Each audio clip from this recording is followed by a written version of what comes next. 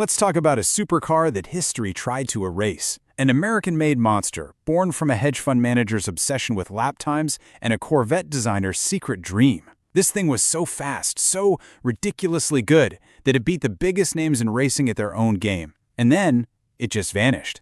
This is the story of the Mosler MT900. You know, for decades, the godfather of the Corvette, Zora Arkus-Duntov, was practically begging GM to build a mid-engine version. It was the dream that management just wouldn't let happen. But what if somebody else, an outsider, built that dream car first, nearly 20 years before the C8 Corvette ever saw the light of day? Well, that's the Mosler MT900. Its story is basically a secret chapter in the Corvette's own history. So, to really get the MT900, you gotta understand the guy who willed it into existence, Warren Mosler. Now, he wasn't your typical car guy. He was a finance guru, a numbers guy. And for him, a car's worth wasn't about style or heritage, it was all about the stopwatch. He looked at American sports cars in the 80s and was just unimpressed. So, he did what any logical hedge fund manager would do. He built his own. The result was this wild-looking thing, the Consigliere GT, with a body made of composites and a little 2.2-liter Chrysler turbo engine. On the racetrack, this car was an absolute menace. I mean, the Consigliere was so unbelievably light and efficient that it didn't just win its class in IMSA racing, it completely and utterly destroyed the competition. For 6 years straight. It got so ridiculous, so unfair, that the race organizers had to step in.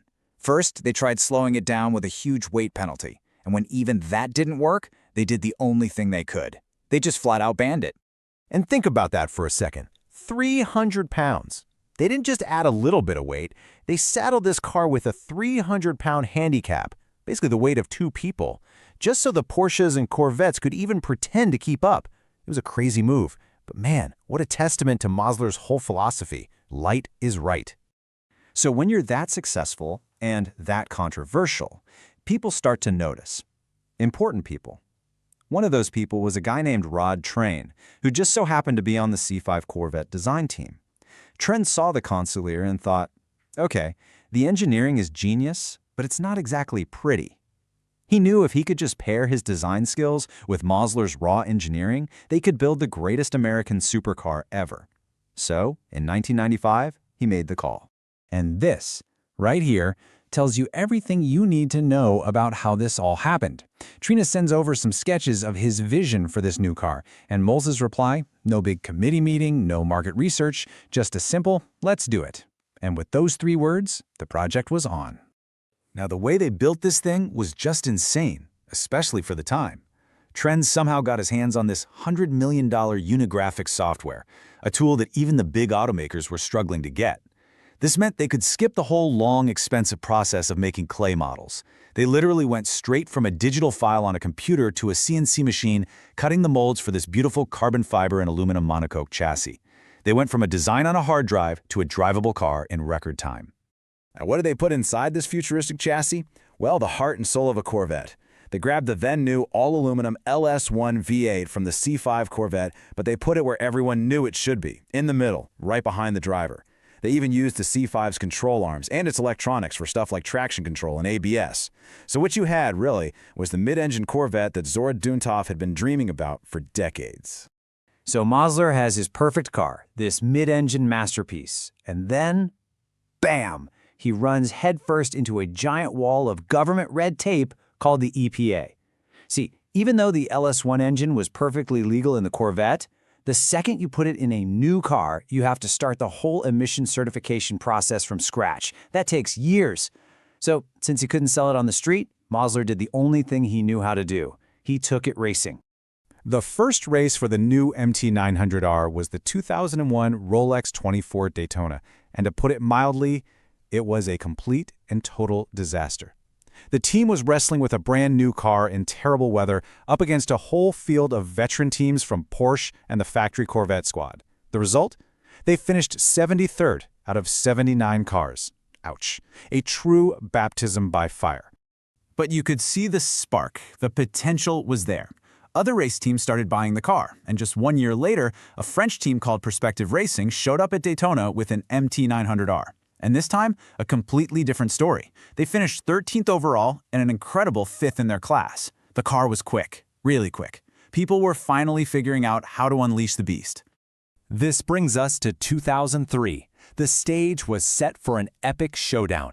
The little privateer Mosler teams came back to Daytona, but this time they had a year of data, a year of development under their belts. They weren't just showing up to participate, they were there to win.